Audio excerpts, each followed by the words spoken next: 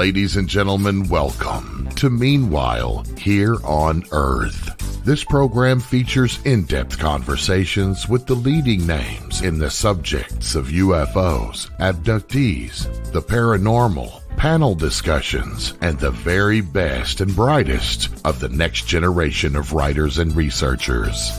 Meanwhile Here on Earth, the show breaking new ground in alternative talk with your intrepid host, veteran investigative writer and researcher, Peter Robbins.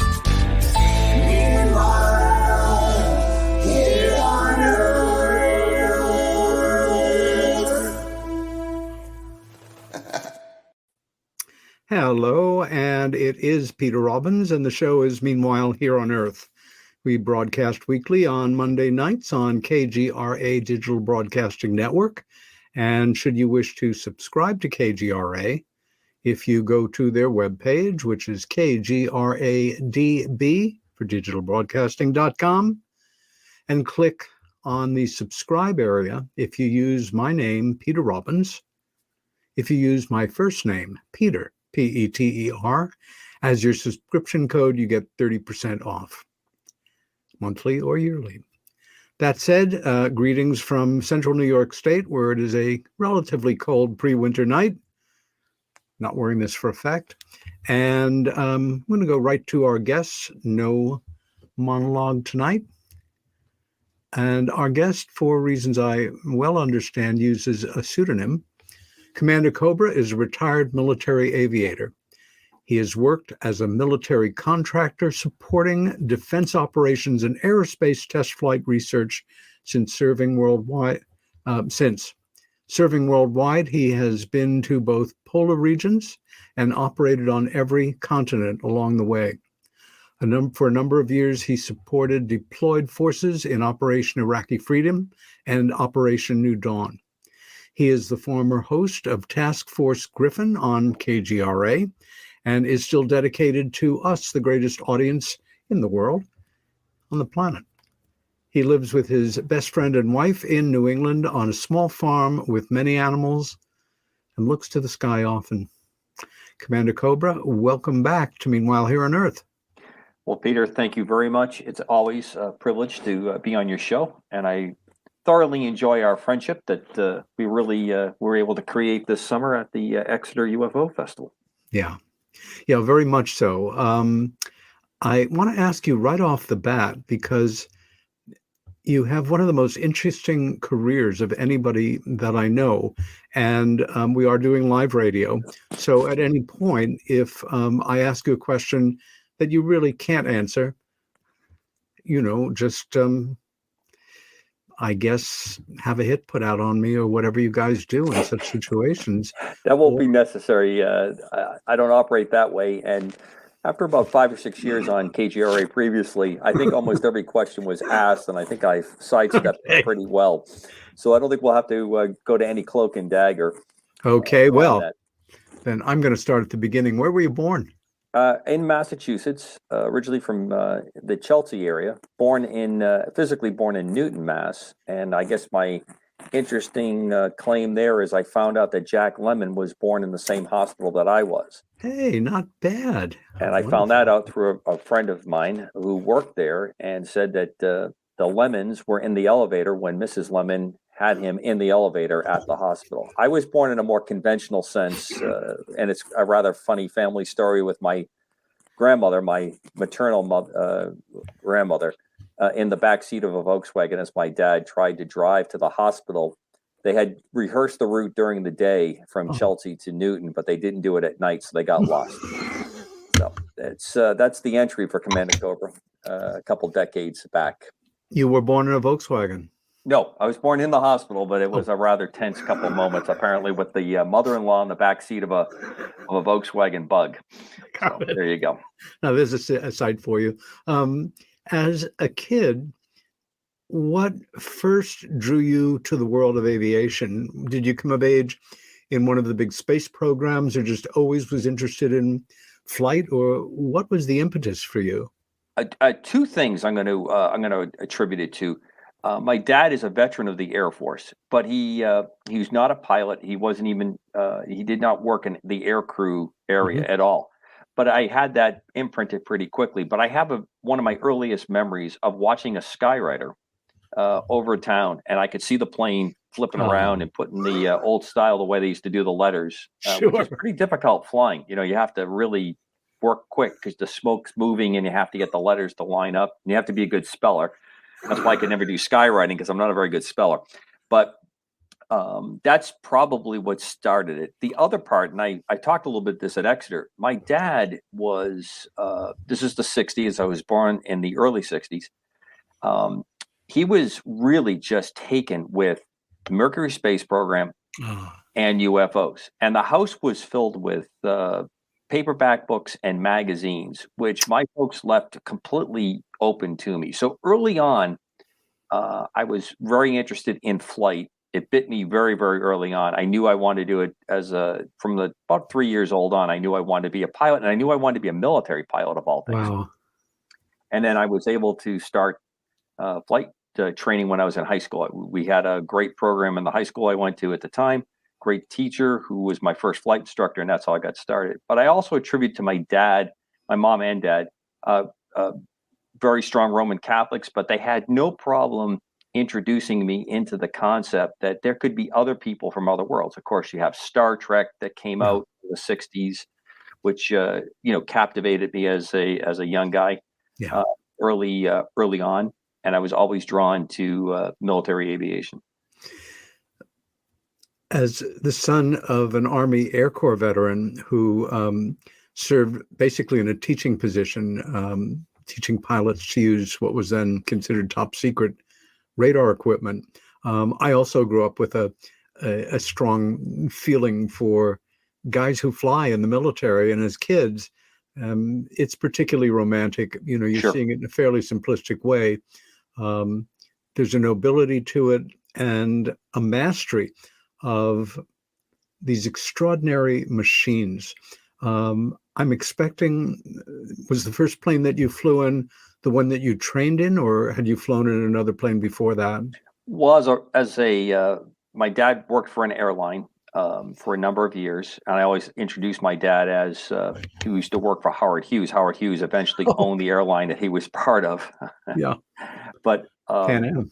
so I had a couple flights, the back in the days when you actually dressed up, and it was fun to get on an airplane, and you know, Uh, it was a real experience, yeah, to be on an airliner. So I had that happen early on in my life, and then had a couple family members who had their own airplanes or had done some civilian flight training, so I was able to go with them a couple times. And then, as I said, in high school, started flying in those Cessnas, the famous trainer, yeah. and Is that a that's where 151?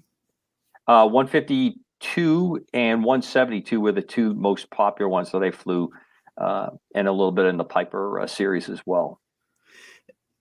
It's one thing to have an interest in flight. And again, bless your parents for not even consciously making a decision that this material should be open and available to you regarding these possibilities of life beyond Earth.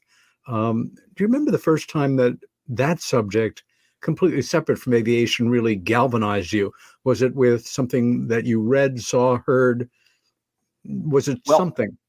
I know that the Exeter incident was talked about, and I think I made a little joke about it, that someplace in the archives of multiple thousands of Kodachrome slides that my dad has in a slide projector set, and I mean, he's got thousands of them, is a picture of young me, 3 or 4 years old, walking around Exeter because we had gone up there. And we had gone to a couple places along the way. And then Barney and Betty Hill was a very well-known uh, occurrence. I don't like to say Sure. incidents, but occurrence. Yeah. And actually, some of my family members worked with Mr. Hill that were postal workers. So I Oh, had for heard God's his sakes. name, and people talk about him with a certain level of due regard, respect, which for that time impressed me a lot. So that kind of fed into it. But when I Uh, asked questions, my parents were not. It's funny because they're not Well, they're pretty strict with me growing up. I'm sure they wonder what's gone wrong because they're still both with us now. But I think that it's amazing to me when I think back when I would ask questions about things like aliens. They didn't know the answer, but they didn't give kind of like a dissuaded, well, that's not true and nonsense. Yeah. They illuminate the possibility that because obviously I believe in God, not probably really good on any of the forms of religions that we've come up with, but I'm a pretty strong spiritualist when it comes to that. So it makes perfect sense to me that in this creation of this universe, there would be others in there. So that doesn't seem to be any kind of surprise to me. So it was this very supportive kind of environment. And of course, my dad and I used to crack up quite a bit during the X-Files because I absolutely think the X-Files and Chris Carter were so spot on so many things. You go back and watch those old episodes, and I think it really tells you a lot of stuff that's happening around us today. It's just amazingly fun to go back to my dad because now he's probably pulled back a little bit on some of it, what he believed maybe when he was a little bit younger. But we still have a strong, I think more than anything, he would love to have some kind of validation now to see it, like most of us. And I think he's a little frustrated with me because I don't really need validation. I know what I believe, and I'm just happy to go along and see what we find and explore along the way.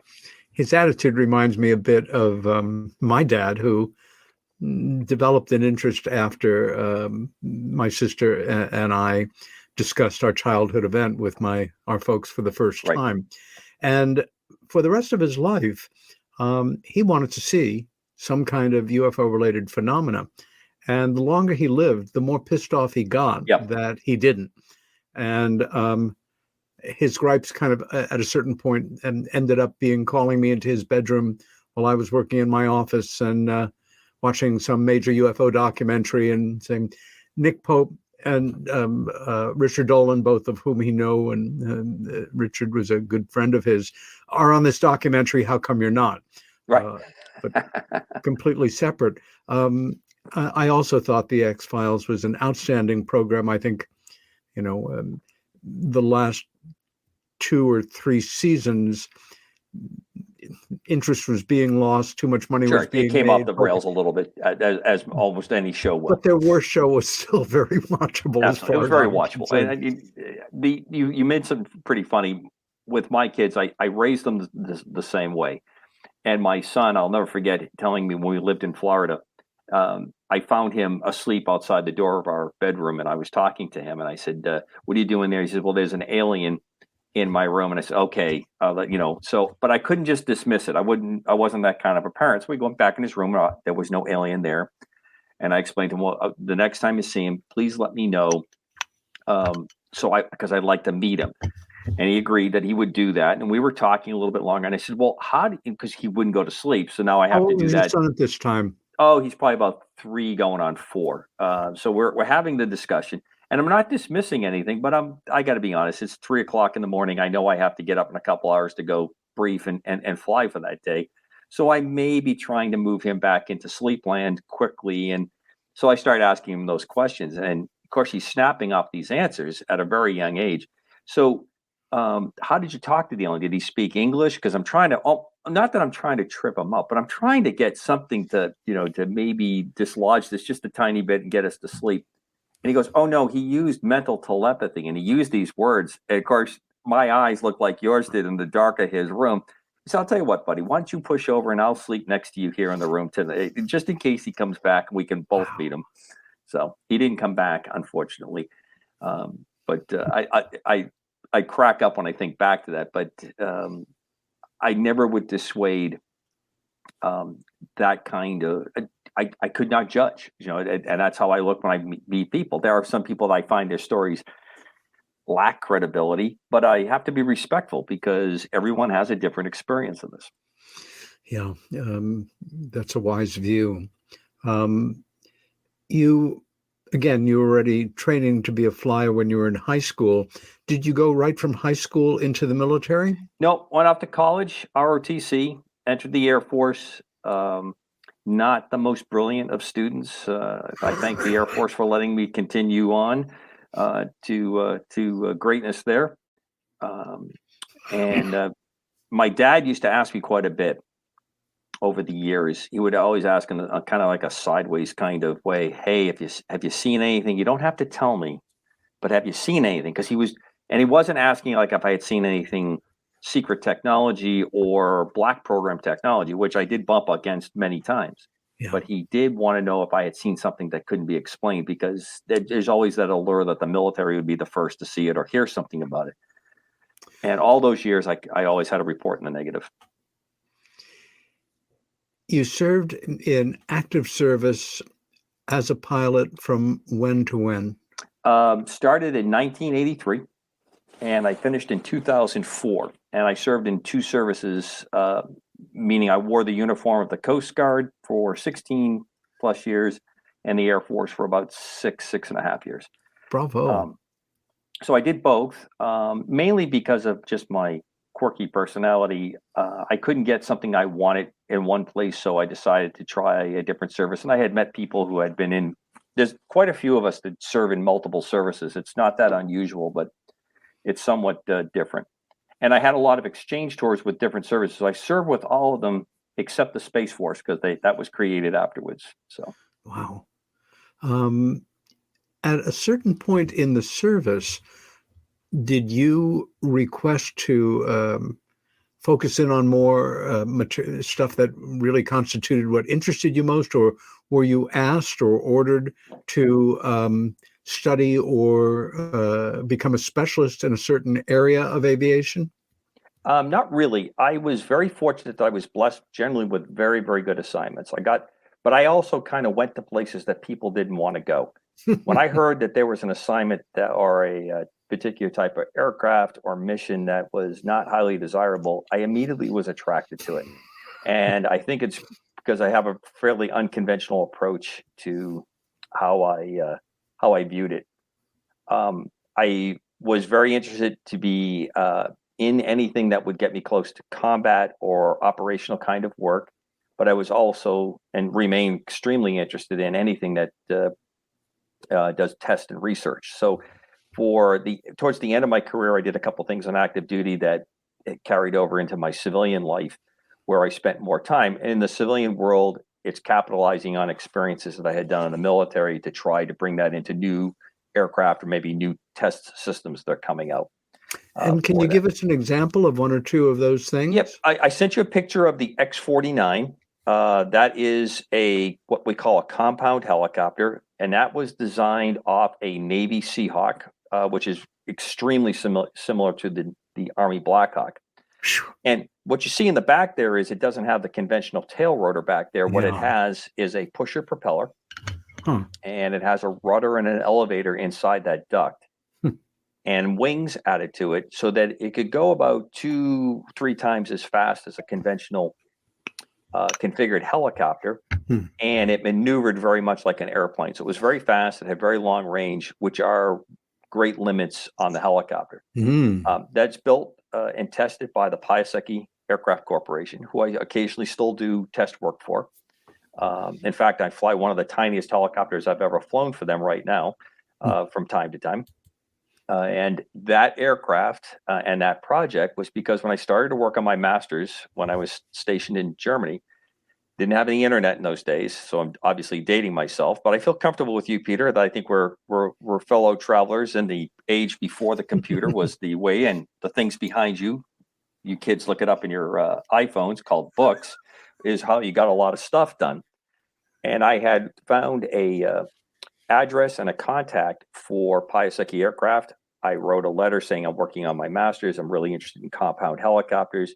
And Frank Piasecki Sr., who is probably one of the greatest helicopter designers and aerospace researchers of the time. He's there. He's a Sikorsky peer type person out of Pennsylvania, out of Philadelphia area. Wrote me back and gave me a bunch of information and just said, good luck. And then many years later, I met his sons, and then I eventually went to work for them. So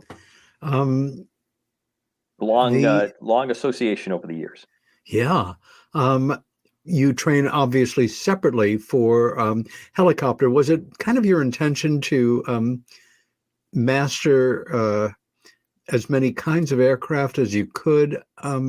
if you drive in this day, of course, it's fairly simple. It's automatic, like most people have, or stick shift, but Right. there are subtleties to all vehicles. Or if you want to master a handgun, go with one maybe perhaps that's more challenging. If you can do that well, you can probably do other ones. But was that part of your passion to get into the...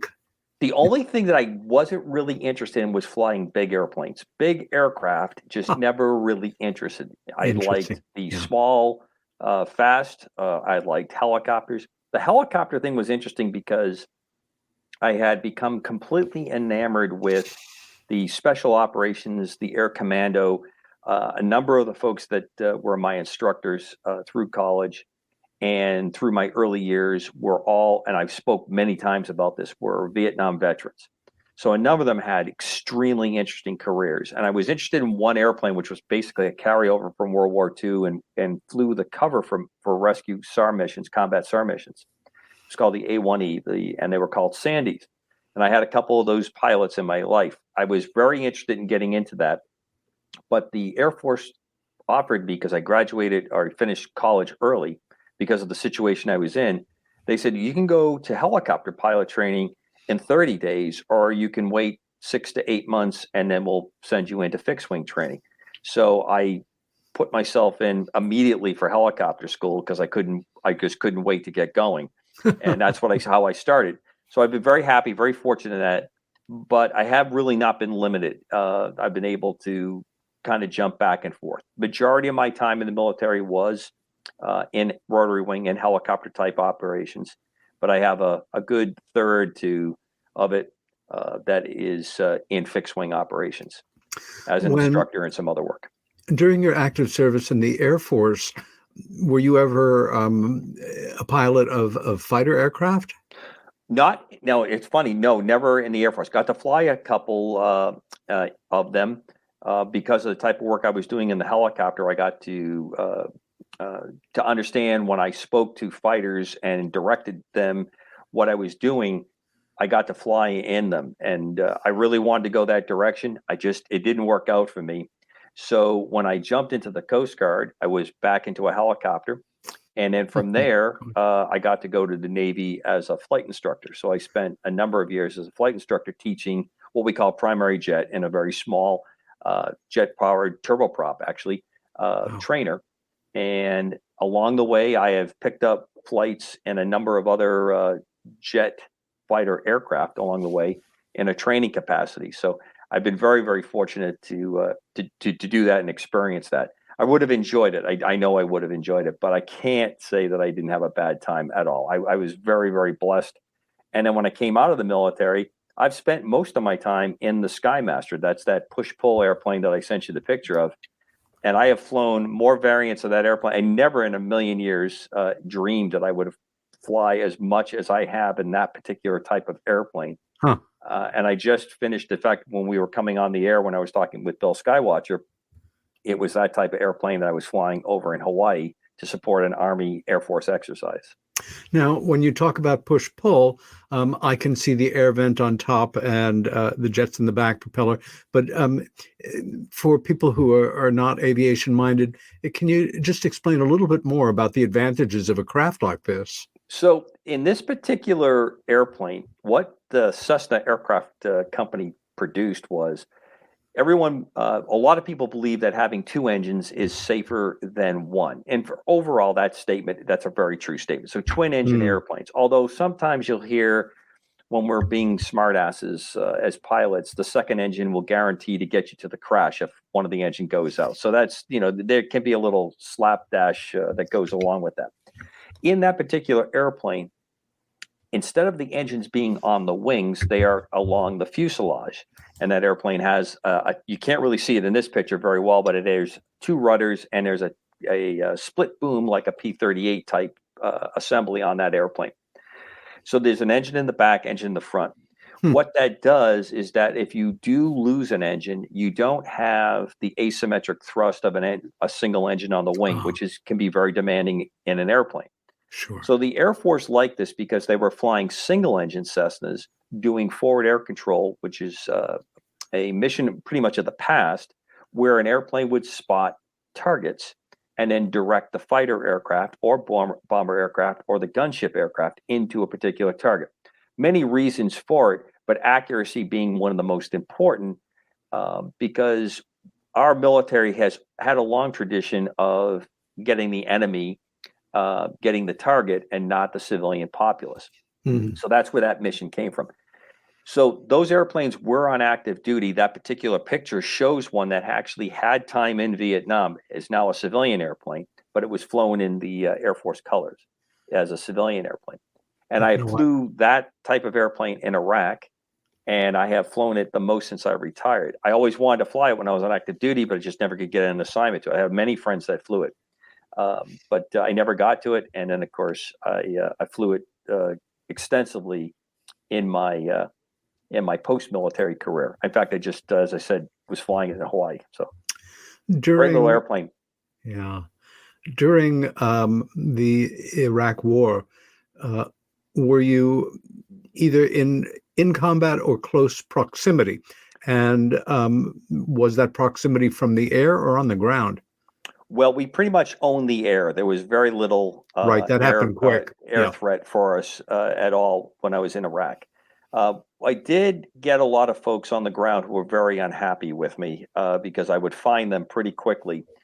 We had our job there was to provide what they called initially full motion video. We had a sensor that we carried on the wing, which was the same position that armament would have been in if the airplane was carrying armament. So that sensor provided a live picture back, and that live picture allowed the command centers, attack or scout helicopters, even in some instances, fighter aircraft to see what we were looking at. But most times in the fighter, we didn't have the ability to uplink very quickly to them.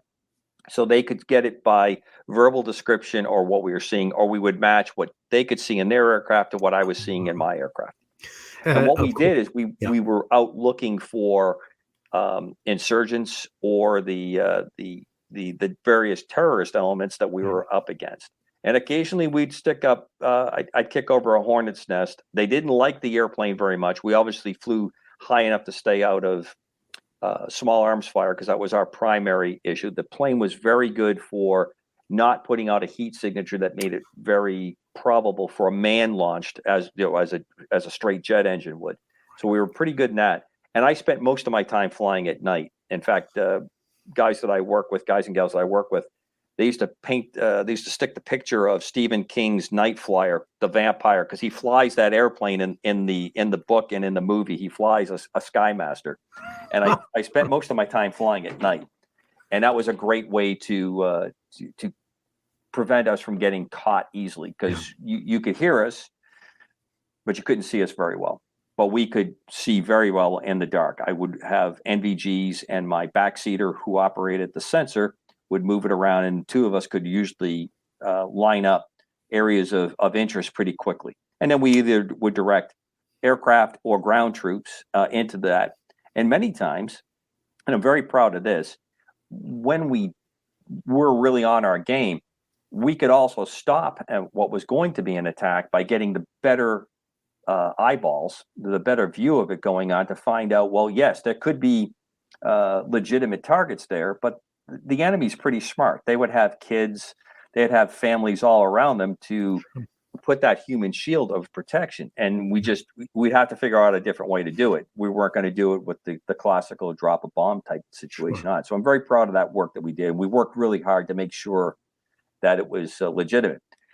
Being in Iraq was extremely interesting. My previous assignment in that same type of work was in the Balkans. So I lived in Macedonia, and I worked and flew into Kosovo. And it's amazing that, especially for the Middle East and in the Balkans, the numbers of, I've been everywhere, and I've been very fortunate. Most of the people I've met, I've really liked, which is funny because I tend to be a person who says, I really don't like people that much as a group. Individual persons, when you get one-on-one with people, you really do find out we're more alike than we're not alike.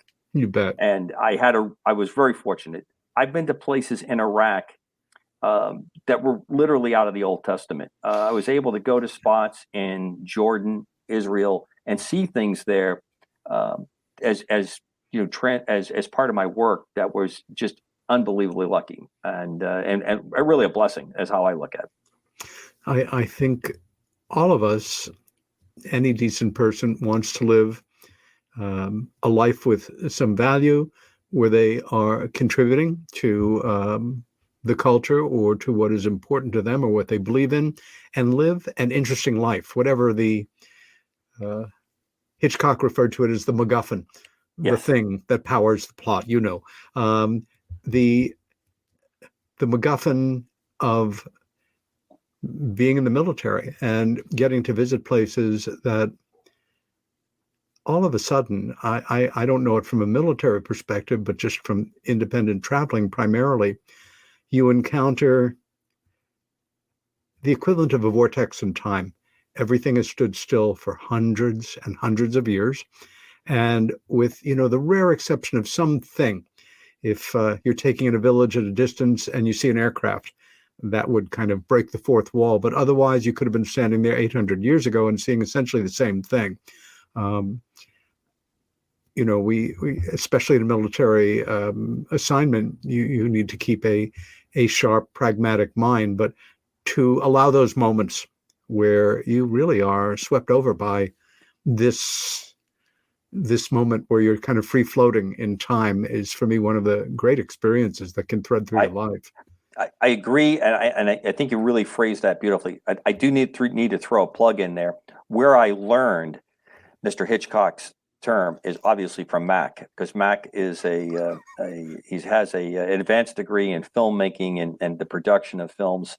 So of course we don't agree on almost any movie. Anything I like, he doesn't. Or like. Other subjects.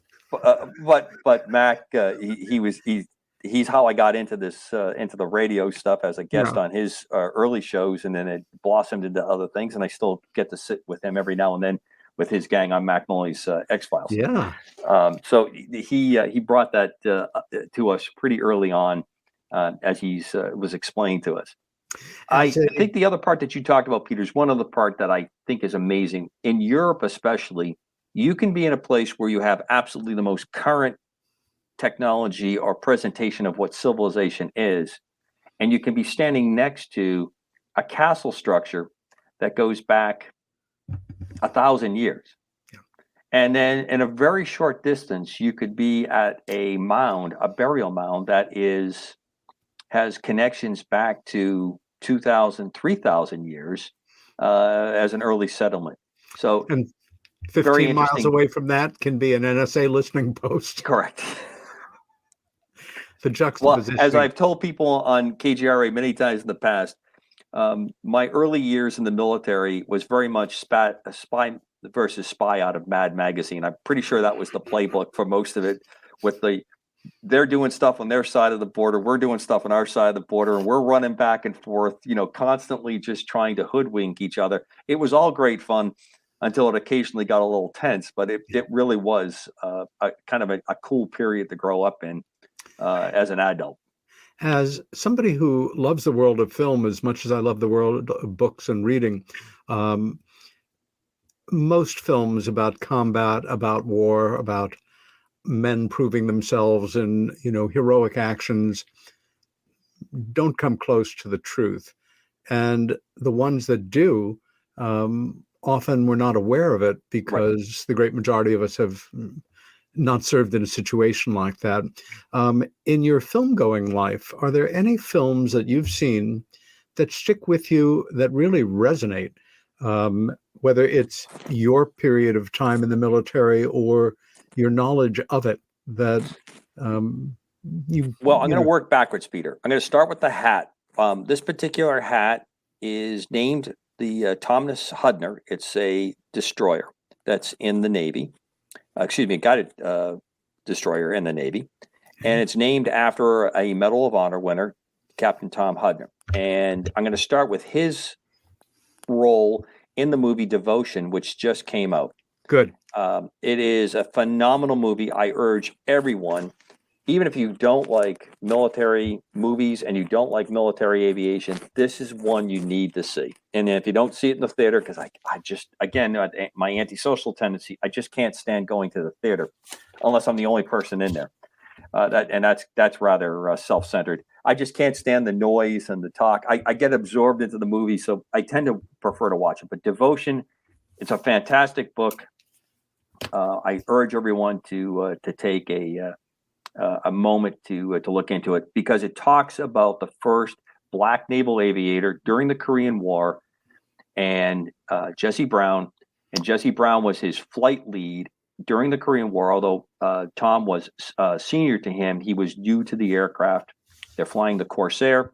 They go for on a mission to support the Marines in the Chosun Reservoir. Oh boy. The terrible cold that they were dealing with, and the unbelievable onslaught of the attacks that they were dealing with the communist Chinese. Amazing. And Jesse is shot down. Tom sees that he's struggling in the cockpit where he's crash landed, and decides he's going to crash land his airplane alongside him, which he does. My God. He tries to get him out of the airplane. Sadly, he could not. The plane was on fire. He was pushing snow on it to dry the fire, but he could not free him from the airplane.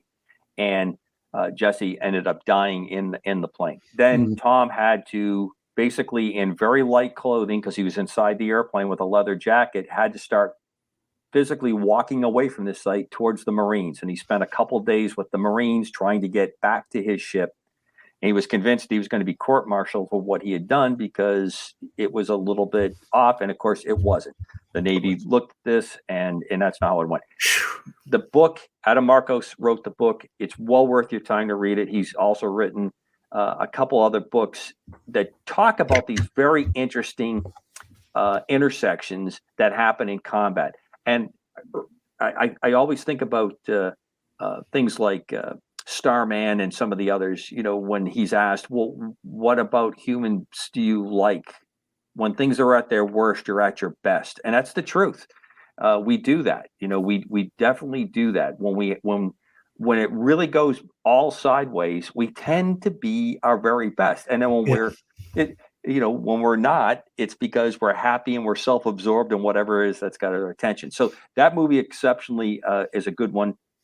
I think I would urge people, Flight of the Intruder, although its production values are not very, very good. I read the book. I have it in my library. I thought it was superb. If you've done it, you definitely want to read Intruders, which is the sequel to that particular series of books. Steve Kuntz was very, very kind many years back. He and I had a number of email exchanges when I used to reach out to authors. That's how I met Mac. Mac used to contact me for, I think, some kind of like free Geedunk stuff that he had, T-shirts and stuff. And I got into the habit of writing and reaching out to authors. And I've done this across a lot of subjects. But I knew some of the other pilots that flew the aerial scenes in that movie that I had met later on in my life. And I really loved the book, because although the flying and the descriptions of the flying are done extremely well, what he's showing, that connection that people have in a cockpit, in a unit, in a ship, in there, are excellent. All Quiet on the Western Front, there's a couple of different versions out there that I love. And I think probably one of the best, and Mac and I have spoke about this one a lot, is Path to Glory, Stanley Kubrick's movie. That's one of my favorite. Douglas. One of my favorite all-time films. It is so well done. It is so descriptive of the greatness, if you can use that term, of what combat brings out, plus the pettiness, the actual futility of it as well. Just the absolute futility. I couldn't agree with you more. I think it's one of my all-time favorite films, and one of the greatest anti-war films ever made. I agree. And I think almost by definition, a great war film has to, in part, be a great anti-war film. Completely. Unless it's pure propaganda and, Sure. like World War II era, a John Wayne kind of thing. And some of those were quite good in their necessary ways. But the performances are all absolutely superb. This was the film that brought attention enough to the legendary director who went on to basically re-pioneer film, to get him the opportunity to shoot 2001 and on from there. I still find myself going back to some of the scenes with the accused And, we've got to kill a couple of people to put the fear of God into the rest of you. And it could have been more, the vanity of the generals and all the wonderful actors that made it so real. The original 1932 American version of All Quiet on the Western Front is anything but creaky. It is still a powerhouse. It's still I agree. absolutely riveting. And the newest version is very good too. Um, Again, it's such a brilliant story and so heartbreaking. You're in the Air Force, and at some point, casually or indirectly, did you ever encounter or hear any of your brother officers or anybody talk about UFOs or UFO situation or ponder about it off the record or? Yeah, we didn't have anything that officially that ever came out. And in my most of my instances where something was unidentified, it tended to be the other guy's technology, the other guy's asset. In those days, generally, it was then the Soviet asset, or it was our technology that was playing around, and we weren't supposed to see it. And but to get to the heart of what you're asking, yes, there was discussions brought up. People talked about experiences that they had, or usually the second person. I served with somebody, years back, and it would run along, and it would be a story that ran around on that. So it did come up. It never had the super negative connotation that it's been played up to be inside the ranks, but that tends to be, you're inside the wall, you're inside the fortress, so you're going to talk about things that you are not going to say in public or be identified in the public sphere. Yeah. So, as I said, my vast majority, I didn't really experience anything personally until just recently. In fact, I talked to you about a little bit when we were in Exeter that I had seen something that did not line up with other things that I have seen and found out later when I gently nosed around. And you've seen the rather large beak I've got on my face. So when I'm gently nosing around, it is moving some stuff around when I peeked around to find out that it was our technology. And not too long ago, now it's about 3 years ago, coming back from one of my many trips out over one of the more traditional areas in New York and the valley there, where there was a number of what I consider most likely the flying triangles, because that's as you know, it's one of my obsessions in the Hudson Valley area. I saw something in bad weather that accelerated, and I could see the light of the acceleration, and there was just no way this was anything that was easily explained. It does. What was your vantage point? I was actually in a car driving, slowed traffic, and as you know, I tend to look to the sky when I'm coming to a stop to just look around. And it was in that area as I was making my way back up to New England. It was just in a very unusual occurrence how it went, and it caught my attention. I made some notes on it. Steve Douglas, who is a good friend, he was a guest on my show a number of times. Steve has chased these aircraft down. What he has, I think, saw one of the Aurora aircraft early on when it was there.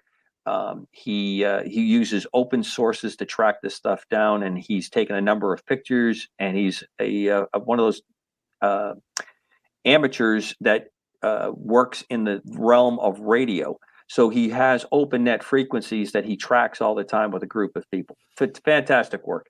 And when I compared notes with him, we were convinced this is something maybe in the realm of the Tic Tac, those kinds of things going on. I've had a number of people when I did the show, especially in New England, approach me saying and drawing pictures, showing it to me, what they saw coming out of it for light that leads me to believe that we probably have a very limited a use of a power source that allows us to move away from the way aircraft operate the way I'm used to them operating, with a jet engine or a propeller for thrust, and they're using some other type of system, or it's coupled that you have properties that are quote unquote anti-gravity or pushing against gravity, and then are able to accelerate using a propulsion system, but they're probably unbelievably prohibitively expensive and or have other characteristics that are not very good to the people around the exterior of the aircraft that makes their use somewhat restricted or limited. It's not practical to make large numbers. I will always rest with this because I have a lot of folks that disagree with me on Tic Tac. I am convinced that that is human flown, human created technology of ours. But where the source of that information came from may not be strictly just good old R&D. You may have had a root source to work from to gain some information, and it wouldn't surprise me at least if that's the case. You're referring, of course, to a concept that kind of the term came into use 20 odd years ago of reverse engineering. Right. We've been reverse engineering military technology since one guy had a bow and arrow on one side, and then you picked it up and said, okay, now we're going to mass produce this. Perfect. For me, I go back to conversations I used to have over the years with Bud Hopkins, especially during the time that I worked for him. And, we would just chat about this, that, and the other thing. And Bud had a very Western philosophy. He was not interested in any mystical approach to the subject. And I'm very much a pragmatist. And part of his attitude was we human beings at our best, working together, are capable of literally anything we set our minds to, which I subscribe to. Unfortunately, we live in a world where that is often not the case. But at the same time, I remember the very first time I heard the term back engineering, it's like, oh God, another extreme romanticizing. And the more I thought about it, well, of course, it was logical. If craft of advanced configuration and technology crashed, parts recovered, of course, it's our nature. And here I have to flash back to an all-time favorite Star Trek episode, The Planet of the Chicago Gangsters. Right. Where everything works out at the end, except that McCoy leaves his transponder, I think it's the tricorder on that particular one. Tricorder, of course. Yes. He leaves it or on the phaser planet. or something. He let phaser or tricorder, exactly. They could communicate. They could talk to them up on the ship. Yes, exactly. And the whole thing about getting in with the Federation and getting a piece of the action and the whole there you go. It was beautiful. In 100 years, they'll be demanding a piece of the action because Correct. They're going to take it apart. Our entire technology is transistorized in terms of it's all based in there. If they can crack it, they got it. So I'm fine either way. If we were able to definitively learn that some of this advanced technology had been based, independent laboratories and military industrial complex working together, that it was partly the result of exotic technology, I wouldn't lose any sleep about it. And if we learned definitively that we had cracked this code ourselves, I also would accept that. I'd be satisfied with that as well. Yeah. The problem is, and we always bump against this, so this is where the tinfoil usually starts to show underneath my hat. It seems rather two-faced for me to say this. So hopefully, I think you understand me very quickly. And if you get a lot of email and mail on it, I'll be happy to try to answer it. But government tends to be corrupt. More government tends to be more corrupt in my view.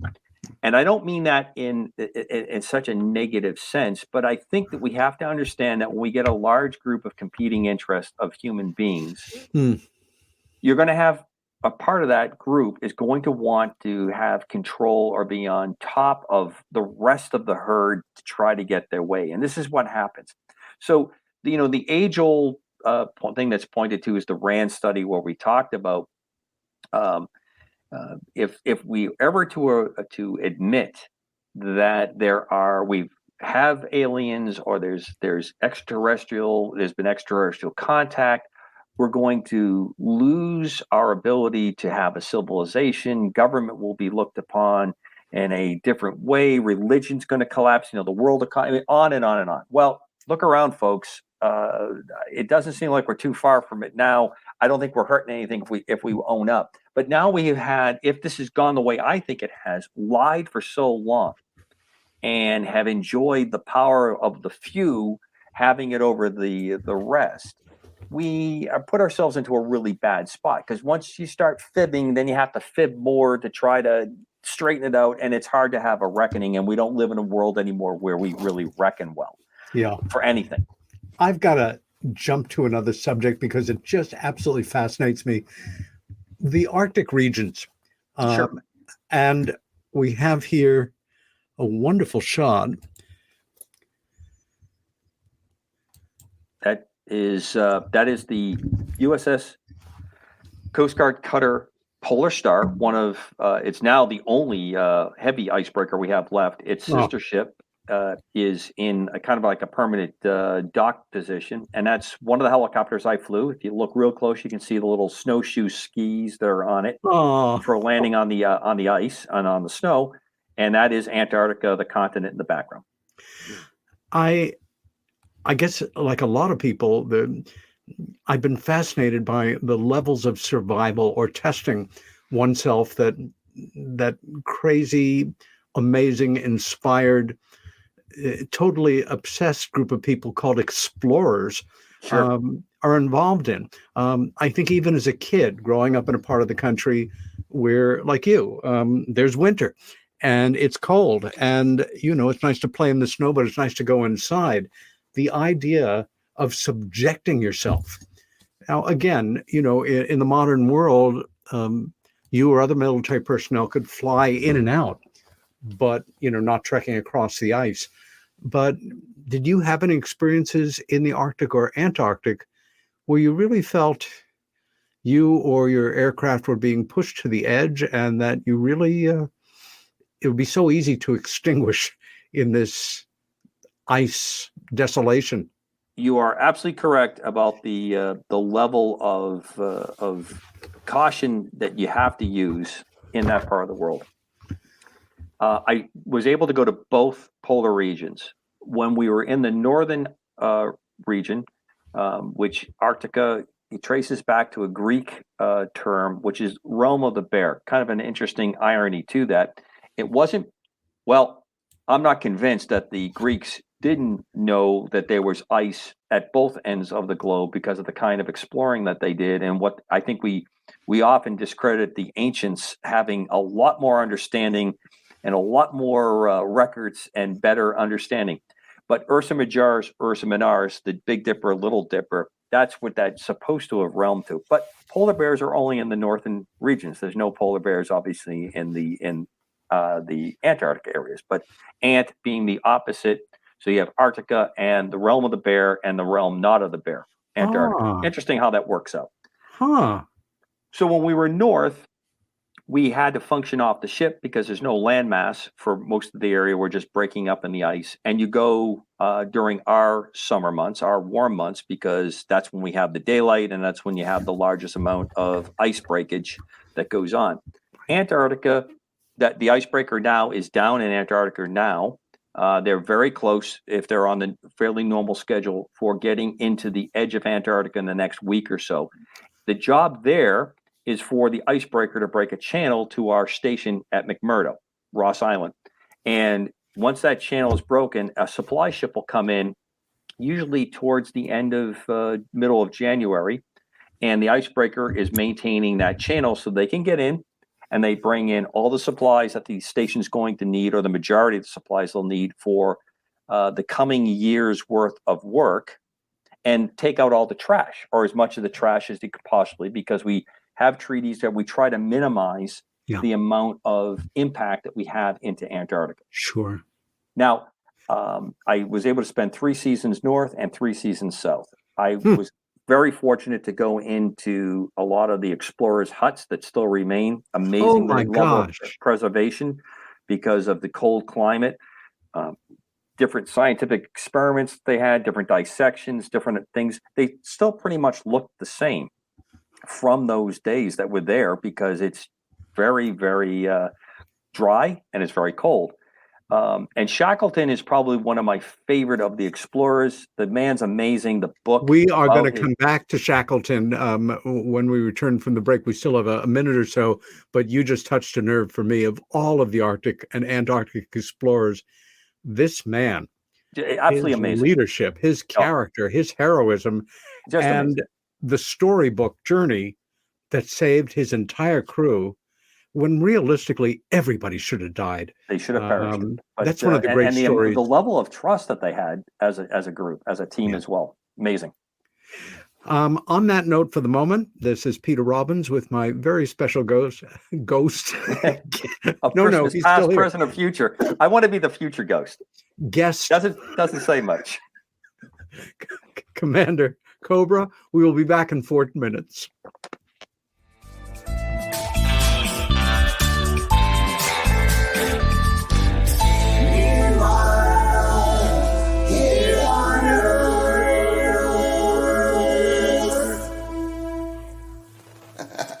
Hey members, the new KGRA DB app is now available on iOS and Android devices. Gain on-demand access to any KGRA DB programming. Download any show directly to your mobile device to listen or watch on the go. Go to the App Store and search KGRA DB.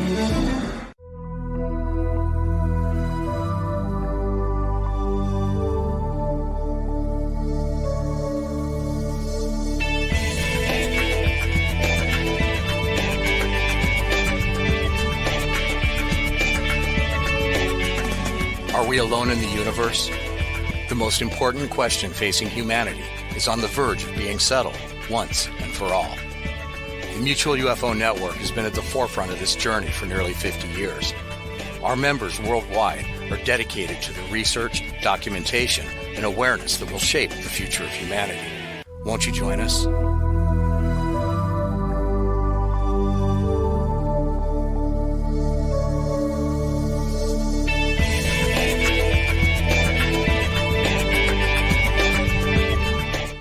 It's not just a donation.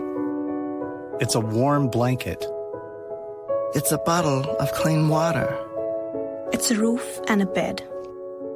It's knowing someone cares. It's feeling safe. It's a today that's better than yesterday. Every dollar you can spare helps so much more than you can imagine. Please, donate now to help people affected by Hurricane Ian. Your support is urgently needed. Discover the Observation Deck, a one-of-a-kind virtual event platform that takes video conferencing to the next level by using avatars to navigate a campus. There's so many areas and activities to choose from. There's a 1,000-seat auditorium, an expo hall, a nightclub, and even a beach. So come attend a conference, take a class, or hear a lecture on the incredible Observation Deck campus.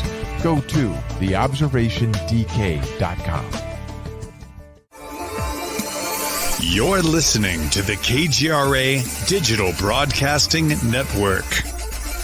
We provide unparalleled coverage of trending news in the world of ufology, cryptozoology, and paranormal phenomenon. Whether you're watching our video live stream or listening to one of our audio programs, you are getting the best from world-renowned researchers and hosts, guiding you through topics the mainstream won't touch. Miss one of your favorite programs? No problem. Head over to the members area at kgradb.com for access to our massive library of award-winning content. Make contact, stay connected, only at kgradb.com.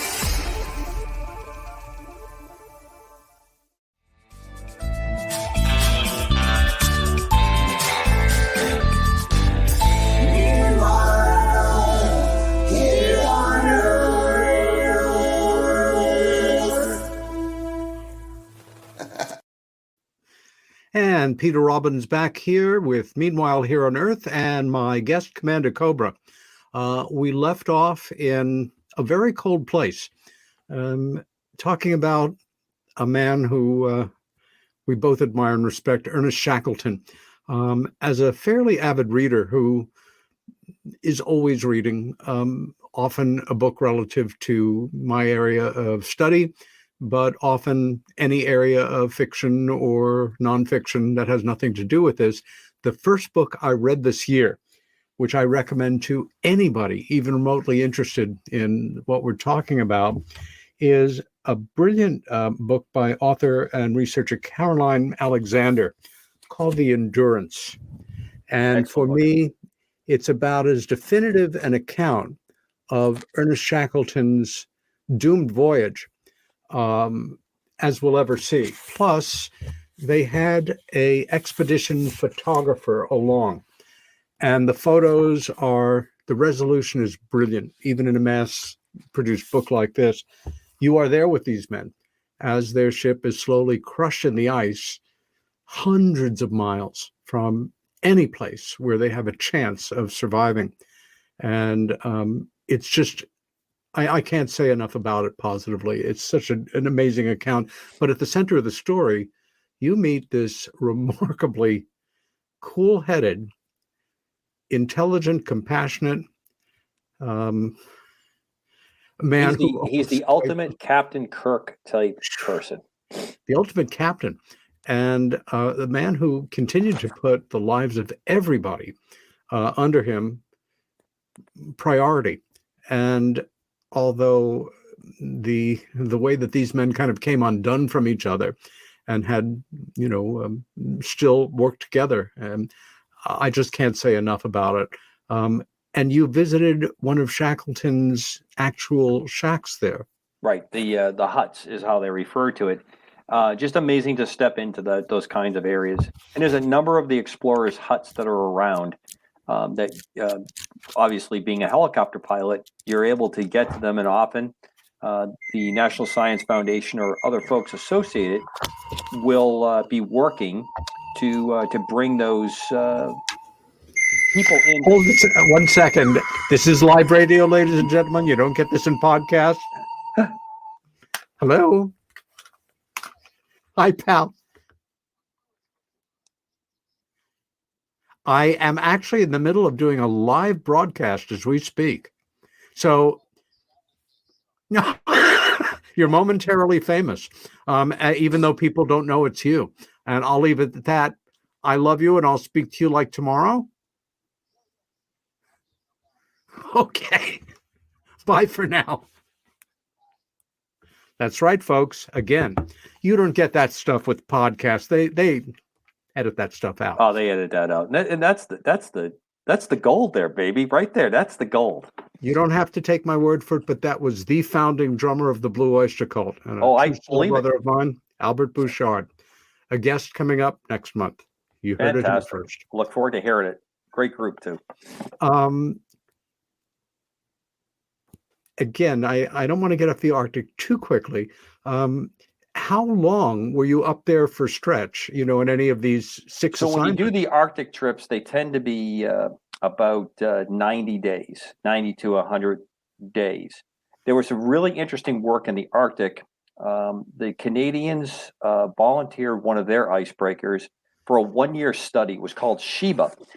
And what it was designed to do was to keep the ship on an ice floe, and they were studying how heat left the ice, the polar packs, and left the ice and went into the atmosphere. So to do this, they had to really minimize how much heat was coming from the ship. It was a very, very interesting project. They actually strung cables to keep pieces of ice around them as it so they would, and they moved. And I forgot how many track miles, but this icebreaker, we put them in the beginning of one season, and then we went back to get them at the end of the season. So they spent one whole year just moving around. It's an amazing amount of work. You had to have the icebreaker because there's no station to do this with. And as they moved around, one of the most interesting projects. There was other work that was done that was just phenomenal. They study a lot of the biology. I learned a lot about polar bears and their habitats and how they do it. I've actually had some follow-up work in that as well. Years later, not on the icebreaker. And one can, I'm sorry, icebreakers as very unique sea-going craft are expensive, and one could argue that they're not the future because whoopee, everything's getting warmer. At the same time, You're always going to need icebreakers. That will always occur, even when you have the cycles that we're going through for the changes that you're seeing in the ice. You'll still need them to get the spots that you want to go to. What I don't understand, of course, there are all kinds of priorities in military budgeting, is in all of the United States military, including the Coast Guard, we have one single icebreaker. The Russians have something. Two. We have two. We have a medium, it's called the Healy. That's a medium capability icebreaker. It's actually the largest ship on the Coast Guard. And it doesn't break ice quite as thick and quite as effectively as this 1970s Polar Star does. Polar Star is a heavy icebreaker. And the way they work is they're very much shaped like a bathtub. They come up on the top of the ice, and then the weight breaks through. And about 3/4 of the way down the keel line is a thing that looks like a fist, a bull nose that keeps you from going, because you could actually run. If you ran it, you could run yourself up in the ice, and if it didn't break, you'd be stuck out of the water, out of the ice. That's basically the technology. They're reinforced. Many more ribs inside the ship to allow this kind of abuse that goes on. And then I cannot express to you the level of work that's required by the crew, because as an aviator, in general, I am there to look good and fly around the boat. I'm not much use for anything else. I'm a great movie officer. I used to do great movie nights because I had lots of free time. But the folks that maintain and drive that ship really are the unheralded heroes of keeping that afloat, because you can only imagine the kind of breaking down of gear because you're literally bashing into this ice. I can understand that the Russians, who have a great deal more coast, I mean, we are not up against the Arctic. We have Canada kind of separating from us. But they have something like 16 icebreakers. Yes. And most of them are nuclear drive. They use a nuke drive system on them. They tend to be a little more crude in how they approach it. Their engineering, there's nothing wrong with their engineering, but the niceties that we kind of want, the kind of finishing work that we want to have on a ship, they just don't seem to worry about those kinds of things. And I've flown a number of Russian aircraft over the course of my career, and there's nothing wrong with the engineering. It's just that it tends to be a little bit more crude in comparison to how we define things, and they're more pragmatic. For years, it was talked about that in their most advanced fighters, because they could not get their hands on transistors, they were still using tube radios in a lot of their advanced frontline fighters.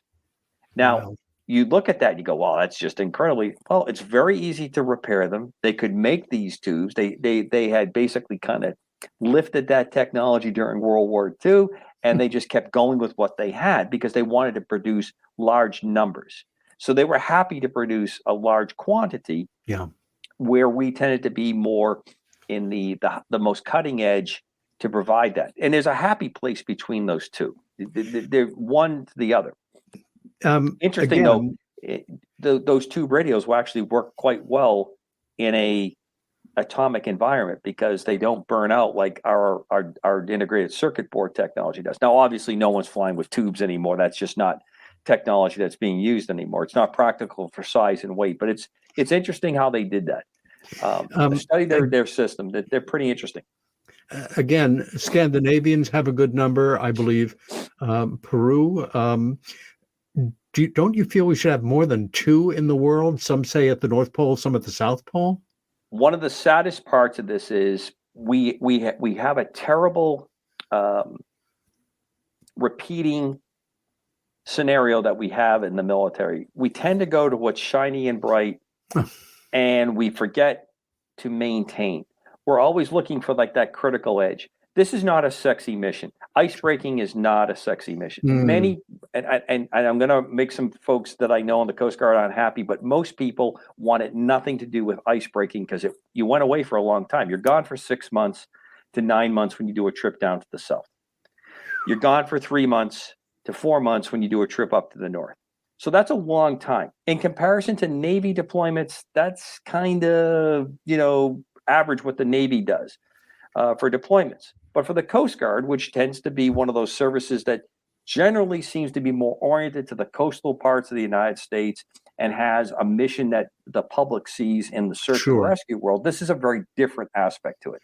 Yeah. So this is not an area where the Coast Guard didn't do a really good job, in my opinion, no one else's, of clamoring for budget and to get those kinds of things in there. It's very similar to the clip where we armed helicopters to go after the unflagged drug boats, and then what we believe was a very good terrorist transmission line using these go fast boats. Those two missions just were never mainstream enough in the Coast Guard that they were left out, and the U.S. Navy didn't really care about it. Now, as you said, climate change issues, the very provocative actions of the Russians in the Arctic, the inevitable pressure that's going to come to Antarctica to explore that and then to go off the treaty. There's going to be a desire, if we continue down the road that we are about electric cars and solar, we're going to look for more minerals. Yeah. And if we can't get to the minerals on the areas that Antarctica is obviously going to be one of those areas where pressure is going to mount to try to do that exploration. Regardless of how you want to call it, you need the ships to either police it to keep people from getting in there and doing what the world doesn't want to do. Yeah. You're totally correct, Peter. One heavy icebreaker and one medium icebreaker is grossly insufficient. We're really scrambling now, but we're also scrambling with bomber airplanes, with transport airplanes, fighter aircraft, helicopters. Yeah. And we're 31 trillion in debt, and I don't have a lot to show for it. It's terrible. Just terrible. Before we leave the Arctic regions, obviously, men. I don't know of any women in the world of polar explorers. I hope and expect there have been some, but men have been pushing into these regions, sometimes without any sensibility at all, other than early expeditions for the glory of or in the name of. And a great deal has been learned, especially in this past century, about the challenges that will meet one. At this point, I guess it's as good as it gets in a military situation in the Arctic. You are with about how many other men and women for this 3-month period of time? On the ship, we'd be a complement of around 120 to, I'd say about 120 plus or minus 10 or 15. My aviation detachment tended to be fairly small, usually no more than 15 to 20 people. When we go to the Arctic, the ship would fill up probably with an additional 50 to 100 scientists, because they would actually use the facilities on the ship, because that's the dual track. Icebreaking in the Arctic had a very strong strategic mission, checking the depths of ice so that we knew where we could place our submarines under the polar cap so they could break through and fire missiles if it was required in a end of world nuclear scenario. That mission obviously has changed quite a bit over the years. That's because the technology has changed with the capability of the weapons that are on subs. When you go down south, there's about 2,500 people at peak at McMurdo Station. The vast majority are contract workers, just straight up civilians who do everything from being carpenters, electricians, food preparers, cleaners, all those kinds of things that are going on there. Then you have that scientist entourage that's there that's doing the research, and there's a number of things going on there. They're studying penguins. The study of penguins is interesting because where it occupies, how healthy the penguins are, how well they're eating, tells us a lot about what the health of the ocean, because of the krill that they're taking out. Now, I've had the distinct pleasure of participating in some of the great science of man in the 21st century by helping a penguin puke into a plastic bag so it can be studied. Then we give him some, or her, some good food, and then we put him back in the rookery. Animals that are in the Arctic that survive all have a very oily and smelly condition to survive in those environments. But I was very friendly and on a very good name basis with a number of penguins when I was down there traveling. Scientists there are very, very interesting. It was a very special and unique portion of my career because I was with people of, I mean, you think we argue about things. You need to get in a room with really smart people and go with that and have them, have their different viewpoints. So on board that ship, the things that I got to listen to, and then the other missions that we did going down and coming out were sometimes traditional Coast Guard missions where we were doing fisheries patrols and trying to use our aircraft and the icebreaker to scare and to what I would call scarecrow fishery people that were illegally fishing and depleting critical fish sources in the Pacific. So they would be very surprised to see a helicopter in the middle of the Pacific that says U.S. Coast Guard flying alongside, taking their numbers and pursuing them, because that's really, really quite far away. So then once the word got out that the icebreaker was in that part of the world, they would move out of those waters.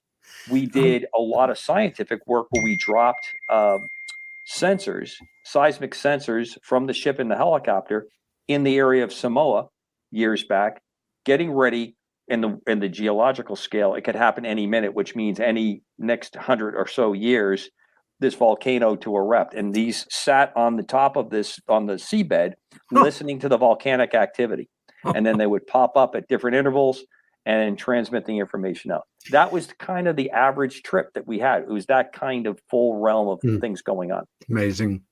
I'm going to shift gears here now and go to a subject that we were back and forth in passing about leading up to the show here, about a particular aircraft leading up to a new aircraft, the new B-21 Raider, which I realized I did not ask Bill to load into our images, so we don't have a picture of this. But what immediately caught my attention was that it's affectionately referred to as the son of Blackbird, which is the SR-71 or 72. Which actually, we got too confused there. The B-21 is the Raider. It's the subsequent aircraft that's coming after the B-2 Spirit bomber. And the SR-72, the son of SR-71, is one that I think we're going to actually get a picture of pretty soon. Okay. Two different aircraft that we have in there, because we were talking about both of them leading up. I want to talk a little about the SR-71 and expand it into kind of a meditation on where we are technologically at any given point over the last 70 years or so compared to where we say we are as a rule. Right. Like a lot of people who are not, deeply involved in the world of aviation and more, just fans or hobbyists, so to say, of different aircraft, the SR-71 is 1950s technology. Correct. As you know, it was designed by Kelly Johnson at Lockheed, one of the greatest aircraft designers of all time, and certainly fighter aircraft. It was deployed in the Kennedy administration, but again, this is 50s technology that we were using up until, in 10, 15 years ago or so. Right. Correct me if I'm wrong on some of these specs. I became somewhat obsessed with the SR-71 because in February of '88, when I was on my very first research visit to the United Kingdom to look into the Rendlesham Forest, the Bentwaters UFO incident of 1980, the first of what became many trips, by a quirk of fate, like the third day in Suffolk, and beautiful afternoon, not evening. My co-author and I were in the forest. We were taking a break. We had hiked out there for a number of reasons, photograph and document. And all of a sudden, and we were about a mile from the RAF Bentwaters flight line or so, maybe 2 miles, no further. And all of a sudden, my world filled with the loudest noise I had ever heard. And this thing shot over our heads less than 1,000 feet. And it was an SR. And I was just joyous. I mean, it was absolutely hypnotic to see. And within less than a minute, it had come around and was passing over us at a higher altitude heading east. This craft from the 1950s could climb at 10,000 feet a minute. It could cruise at about 120,000 feet. It could go Mach 2 plus. It was piloted by a NASA-trained, CIA-controlled pilot. The only weapon on board might have been the pilot's .45 caliber sidearm if he was carrying one. The optics were indeed able to photograph a license plate at 40,000 feet or higher, weather permitting, in the 1950s technology. Right. And it's entirely made of titanium. Well, the skin is made of titanium. Right. It's porous. It's a flying gas tank, which at highest velocity is on fire, essentially. You see photographs of it that weren't supposed to get out, and it's simply orange. What can you tell us about this mythical aircraft, and what did it represent when it came out compared to where we are now? And very quickly, I guess the precursor was the great U-2, and Which then we get flying. This new configuration. I've seen several SRs, obviously not deployed with the big Pratt & Whitney engines removed. They're still considered a security risk.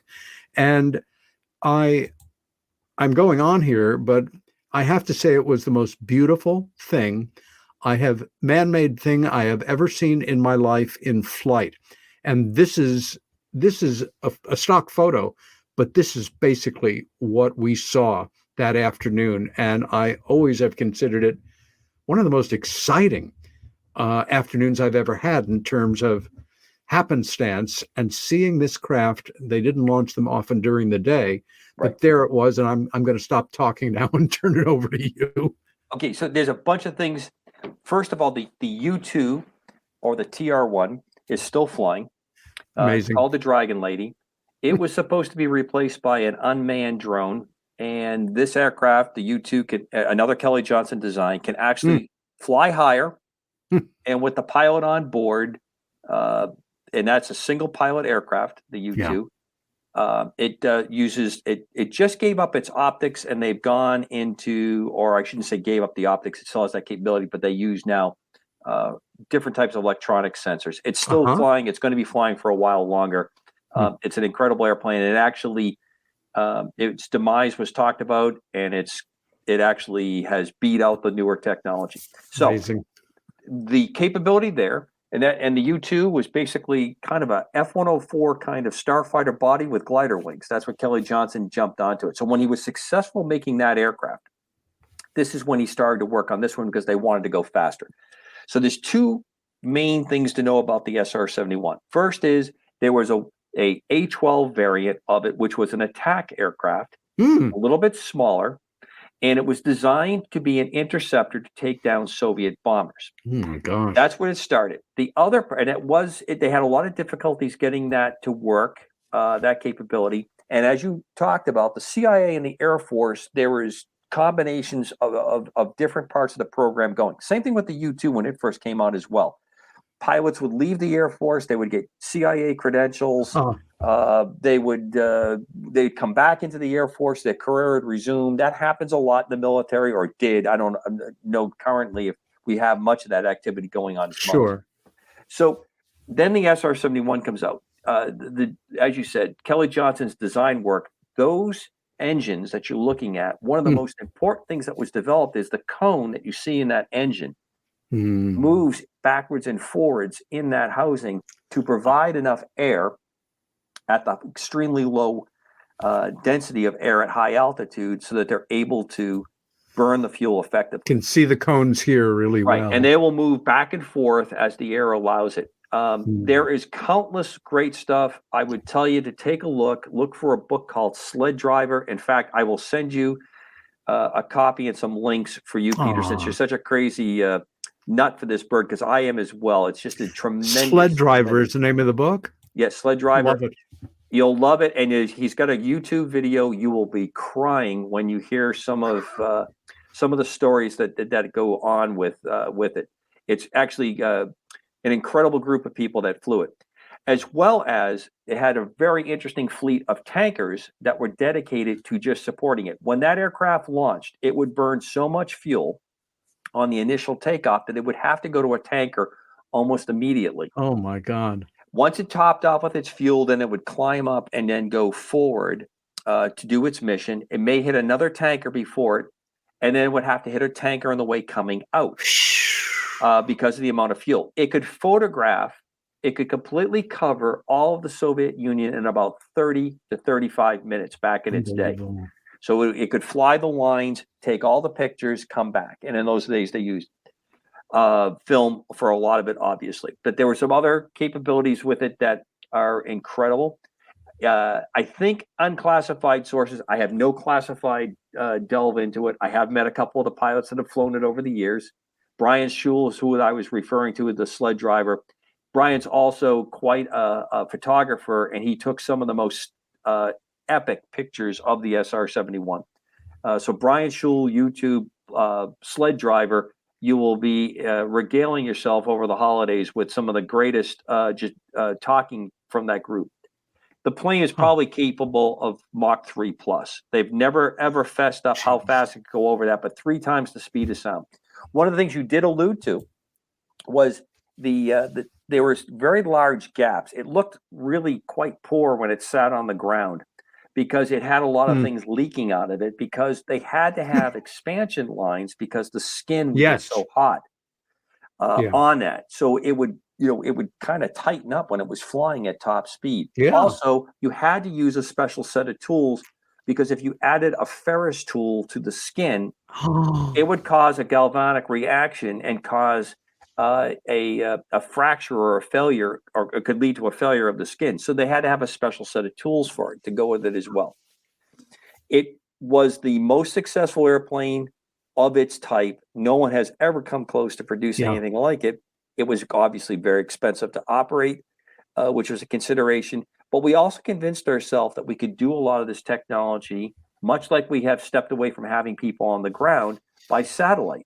Yeah. And that has turned out not to be the most profitable way to do things. That, not to put myself in the same category, but that's how I found myself as a contractor after my military career in Iraq, because they had gotten rid of airplanes that were like mine, that could go in the air, spend 4 to 8 hours, eyes closed. Obviously, it was a little bit uncomfortable for us in that little airplane, flying those lengthy hours. But with that type of technology, we could stay on station for a long time. And if the weather was bad, we could fly below the weather. We could do things you couldn't strictly do with an unmanned asset. And that's always my point that I conclude. There's no silver bullet for any of this. You need a combination of, if you only have one tool in your tool bag and it's a hammer, everything starts to look like a nail. That's a very apt way to look. When you have more tools, you have more creative ways that you're able to solve whatever comes your way. So, and we've done this in the military way too many times, in my opinion. Question, in the bigger picture, again, with the U-2 and the SR-71, we are talking about 1950s technology. That's correct. 8-track players were where we were at, and we got to the moon in that same technology part, and we haven't been back since. Now, of course, I'm one of those people who does believe we went to the moon. Absolutely, so with you. I'm sure there's some folks that will write into you and say, well, that was faked. I get it. I'm very respectful to their viewpoints. I've heard it. I've tried to kind of explain why I think that occurred that way. Agreed. But we were also, you alluded to this in the last hour. There was a time where exploring and risk is what drove us to do things. Yeah. It gave us breaks in medical science. It gave us breaks in how we ran economies, because people would take these kinds of chances and go. We don't do that as much anymore. At least I don't think we do it in a way that is so corporately twisted that we don't have the appreciation of what is being risked. And then when it goes wrong, we act like, oh, well, when these explorers had things go wrong, when we lost astronauts, when we lost anything that was a huge endeavor, people paused and tried to figure out, are we going to continue to do this, or are we going to take a different tact? Or are we just going to walk away from it? Nowadays, you're telling me that AI is going to make that decision for me. It's going to tell me what's the most practical. And that just doesn't work with my carbon imprint. This biological doesn't quite see it that way. But I'm wearing a Santa Claus shirt that I got in Hawaii, see? And I think he's going flying here in a couple nights. Your current work, I know just recently, besides Hawaii, your work has taken you to Oklahoma, Pennsylvania, Florida, North Carolina, for a variety of projects. Can you give us an idea of what you actually do, who for, and what you're involved in right now? And I understand your answers may have to be limited. Well, I can tell you that I work as a contractor. I have a variety of interests, a rather large menu that I try to support. My primary work is a contractor for the Air Force. I'm assigned to a project where we're trying to upgrade some aircraft, which is critical to maintaining why we have the next technology leap or the next thing that introduced. This is why I'm so crazy about the B-21, because they have broken a lot of the methodology that I think has gotten us into trouble. They had created a digital aircraft that pilots were flying and testing in a digital environment, like the Matrix, and making changes to the physical aircraft that they were building. This is not the B-21 that's going to go flying here in a month or so, a couple months, in 23 when it starts to fly. Is not going to have an X or a Y in front of it. It's actually going to be pretty close to the production airplane because they have done so much testing in the digital world. In the old days, you'd put a prototype out. It could be a couple company prototypes. They'd fly them off. But in that 1950s era, we could turn an airplane around in about 18 months.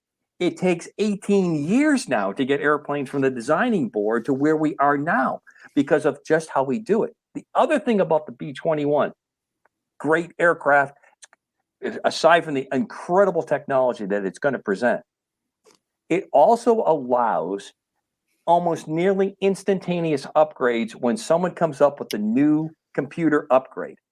Now, a lot of the airplanes that we built, we can't upgrade them unless we take them off the line and physically break them apart and put gear in. And that's the kind of work I'm doing now, is that legacy kind of airplane, trying to patch it so that it's capable of working in the new threat environment to go forward.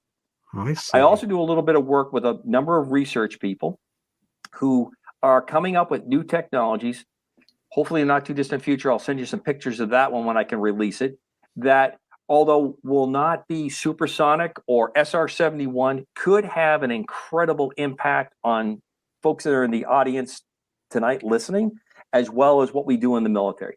And they are intrigued with me because my background kind of allows me to say, well, if I was flying it, this is what I would want. And this is why, because this happened to me. It happened to me in Antarctica. It happened to me when I was flying in South America, those kinds of things. But the one that I take my most pride in is that I still, although I no longer wear the uniform, I do try to support the warfighter. Because when we make those decisions, and I can't say that I agree with most of the decisions that we make as a country to go that has to be left at the ramp. When we send men and women downrange to go do the work, I want them to be the best trained, the most capable, and the best supported. So anything I can do, if I'm testing a piece of gear that's going to allow what are virtually 18, 19, and 20-year-olds working for a 22 to a 30-year-old out in the field to make a decision based on what they're dealing at that point, the end, with the enemy, or in the cases like where they're with civilians, where they have to sort through who the good guys and the bad guys are. I want them to be able to make the best possible decision they can. That's what really motivates me to keep doing this kind of work and do the testing. And I really enjoy that. And that's what I did in this last trip that I had in Hawaii in October and November. We were there supporting an exercise with that little Skymaster airplane, simulating that we were a number of different fighter type airplanes. The real brains of the operation was the the guys that were in the back part of the airplane that were operating some specialized gear and presenting all the kinds of stuff. And we ran through these scenarios for these guys and gals that are on the ground during an exercise where there's helicopters flying and there's real bad weather and the mountains of Oahu are below us. And we're running around doing this stuff a couple of times a day in a really compact exercise, because that could be the definitive training that gets them to that position if they have to, God forbid, go down range. And that's really what motivates me to go forward. Based on talking about the SRs and the B-21, how would you link this up with certain UFO, UAP sightings? Well, I talked about Steve Douglas a little bit earlier. And the Aurora is an interesting aircraft because that fits in quite a bit what I believe is the son of, or the progeny of, the SR-71, the SR-72. Yep. It is almost certain, but not confirmed. Remember, we flew the SR-71 for almost 15 years before we fessed up to it, that it was there. It had been around for quite a while, and we didn't want to basically say it. And then, interesting story, it actually should have been RS-71, but Lyndon Johnson, the president, when he announced it, reversed the letters and said SR-71. And they immediately said, well, that's how it's going to go forward. So that's the end of that. Good to be the president sometimes. What did those initials stand for? Strategic and reconnaissance. As opposed to reconnaissance strategic. Right, reconnaissance strategic. That's right. And the U2 has its, because they were trying to, U stands for kind of like utility, surprisingly. And the reason they have that is because they were trying to throw off what its real mission was. Obviously, it doesn't look like a transport, but that's another airplane that you didn't see too often either. And those leather designations, like F for fighter, T for trainer, A for attack, where they sit, there's like a modifier, and then there's like a root letter. So the one that's usually closest to the number is the root. So if you have a trainer airplane that you turn into an attack airplane, it would be AT. Those kind of things. So I think that there's been a number of aircraft that have tried to replace and were alongside the SR-71 when it was flying. This is where we have Aurora. This is where we have the triangle airplanes that have come up. I think some of the very, very limited number but advanced technology. John Lear, God bless him, he had some very interesting things that he had told me that he had experienced. I know a lot of folks dismissed a lot of things what John said. I mean, John and I, if you ever want to hear a funny conversation, just get him and I together or look at the archives where he was telling me we didn't go to the moon and we couldn't get by the Van Allen radiation belts. And I'm like, John, I don't understand how we can come to this conclusion. But we did land on Aurora and some of the activities that he went on. And he had a very practical explanation.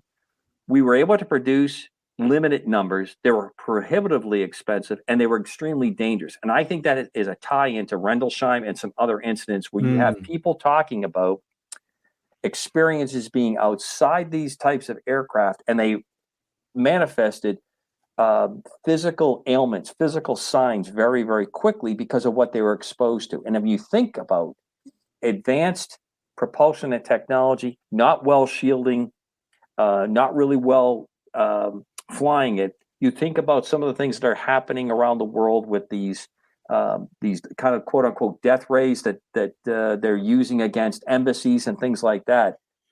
It fits to me pretty carefully or pretty easily how that could have happened. So I think Aurora, I think that the definitive SR-72 is an unmanned, extremely high speed, high altitude aircraft. And I am sure that it's flying, and I'm sure that it contributes just like B-2s do and other related aircraft. In fact, I used to tell on Mac's show quite a bit. Many times when I would fly exercises or projects, I would go to different chat rooms and UFO kind of reporting sites and see if I was generating any kind of the activity, because we would fly with very strange light configurations. Sometimes we were in an exercise area, no lights, to simulate what a real military aircraft would do, because I'm on a night vision device and my backseater is able to see infrared, so they have the ability to see basically like a black and white picture of what is going on around us. And we would generate a certain level of interest, especially if they saw lights but they couldn't hear the propeller. Generally, if you hear a propeller, if you take some advanced propulsion, and as you were talking about with the jet, when you saw the SR-71, from a distance, with that shape, you can see that shape and those rare opportunities of a daylight picture of it. If you couldn't hear the sound, or it was supersonic and the sound was way behind it, you're looking at something that's going to catch your attention immeasurably on that. So I think it does contribute quite a bit. And I think that we have a well-documented history of the Air Force seeding activity into the UFO world, especially in the 60s, as a means to cover up a lot of the things that they were doing, to camouflage those activities. Which brings me to go ahead. Kind of another shifting of the gears. Because you have had this interest in UFOs in the best way possible, in the way that you were introduced to it through your parents, you naturally became interested in certain UFO cases and looked into them as well. One of them that I know is high up on your list is emblemized by this, well, there's two parts that I want to, actually three things I want to throw out about this picture. Okay. The airplane that's in the front is the Mosquito fighter bomber. I am part of an organization that's trying to rebuild one and bring one back to the skies of the British the UK. fighter from the World War II. It's a gorgeous plane. It unbelievably fast airplane.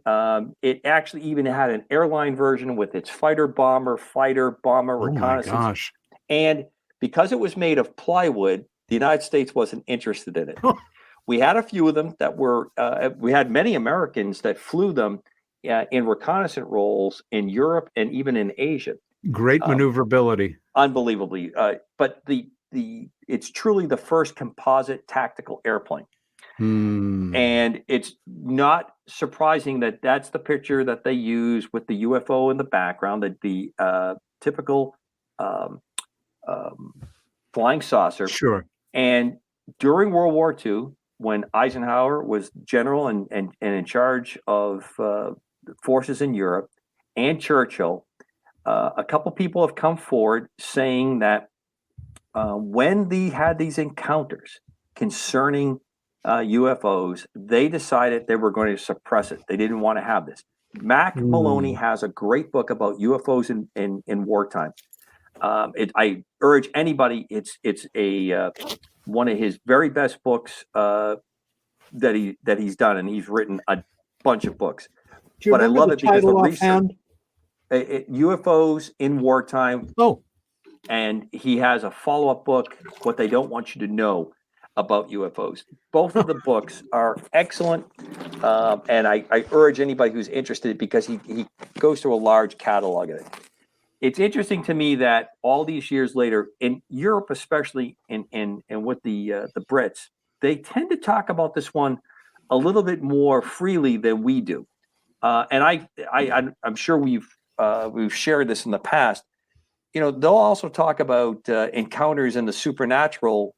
It's not that uncommon. They don't poo-poo it, I guess would be the nice way to put it, when they talk about haunted castles or haunted houses or places. Rendlesham Forest has had a long, long history of interesting activity that's gone on there. And there's all kinds of spots around England that are like that, Britain that are like that, Ireland the same way. And I found the same thing almost all the way through Europe and the Balkans as well. So that's an interesting case to me. I brought that up because it gives me a chance to put the shot. And I'll throw in very quickly that my Christmas tradition is to listen to The Shepherd. It's a BBC production that they had. Forsyth is the author of that.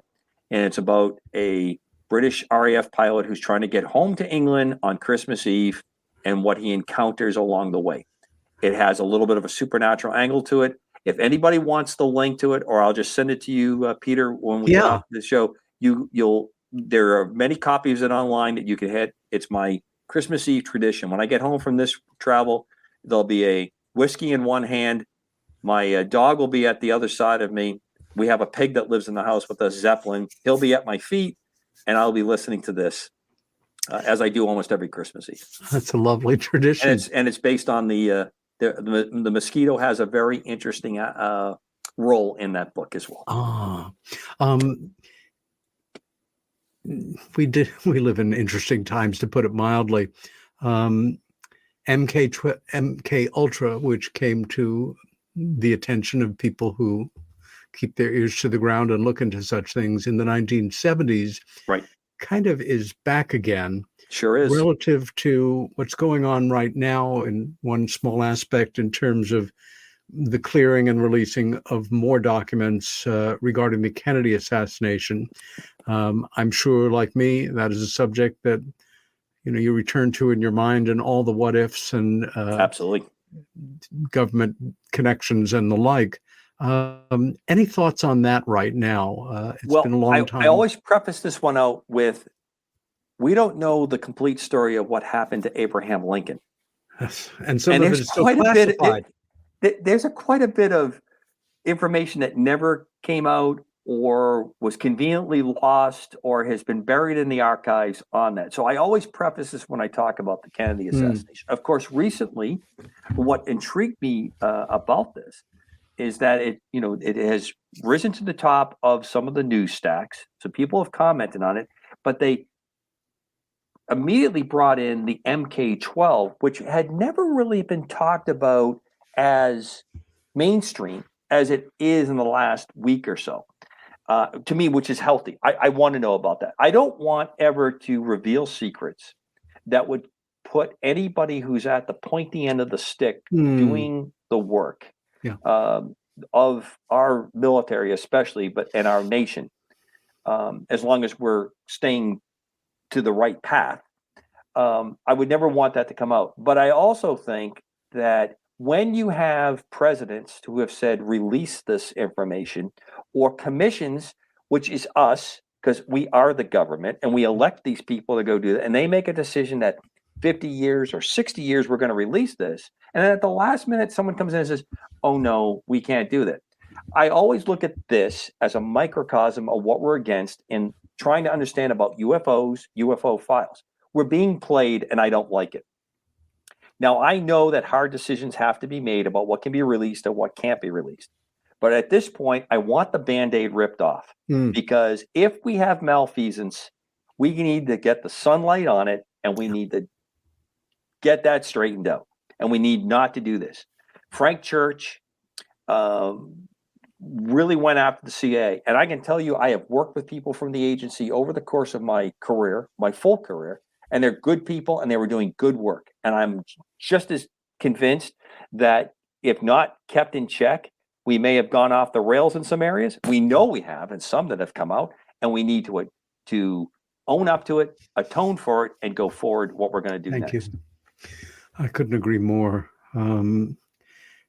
Again, to look at another facet of the diamond that is your life of experiences, at a certain point, and it must have been a very definite change of pace, you became involved as an advisor and participant in the world of movie making. What movies in particular, and how did that happen? So there's really no easy way to throw out this without talking about Top Gun Maverick. When you have to go back to the first Top Gun, when that movie came out, it was such a boon for the military recruiting because it was just such a dramatic film. And the way it described it, everybody wanted to be in the Navy. Everybody wanted to be a pilot. I was already on active duty and flying. It had a huge effect. In accuracy that's missing and things like that. I'll set that aside for the second. I don't think it was quite as bad as many people pin it, but it did present in a very stylized way. Yeah. So there is an agency within the Department of Defense that's out at Hollywood that when Hollywood wants to do a movie, they approach these different services who have people that sit there. And it's very funny because a lot of them seem to take on almost like a Hollywood writer or director kind of persona. I've met them over the years. And what happens is they basically they're looking for a free ride, and you can't get the aircraft unless you go to the military. So the military likes to look at the script, and if it's going to be something that's not going to be accurate, or if it's going to really paint the military in a negative way, the military tends to back away. I have seen some movies where they supported it even when it wasn't probably the most flattering, but they did support it nonetheless. So that's how that starts. What happened in my particular case, the Coast Guard, Michael Bay, great director, a lot of fun, does a lot of fun movies. He's really into his work. He's very, very intense. I really enjoyed working with him. But Michael Bay was going to do the second installment of the Bad Boys movies, and he wanted to have the Coast Guard featured in it. So he brought in our boats and our helicopters and our airplanes, and in the middle of the movie is the new unit that I was part of, that I had the great privilege of help setting up, to fly the scenes where we chased this Go Fast boat, which is a high-speed boat, and we did a very stylized interception and shoot the boat and disable it. And the Martin Lawrence and Will Smith are able to apprehend the criminals at that point in the movie. It was about a week's worth of work. It was a lot of busy scenes that went on in that work, and some of it was used in another Michael Bay movie, where later on he used a couple of the scenes in there. I got to work with some of the best pilots and what we call aerial stunt coordinators. One was a childhood hero who I knew about from the time that I was probably in junior high. He was this guy that was always in the police helicopter. He was in all the movies. So I got to actually fly with him, which was an incredible honor to work with him. And unfortunately, he's passed. Yes, sir. I've engineered this, so we're coming into our very last few minutes. So before anything else happens, let's take a look at the clip. Lock down the harbor, freeze any speedboat on the move. This is Bravo. We got to go fast, fling at a high rate of speed down Miami Harbor. Stop that boat!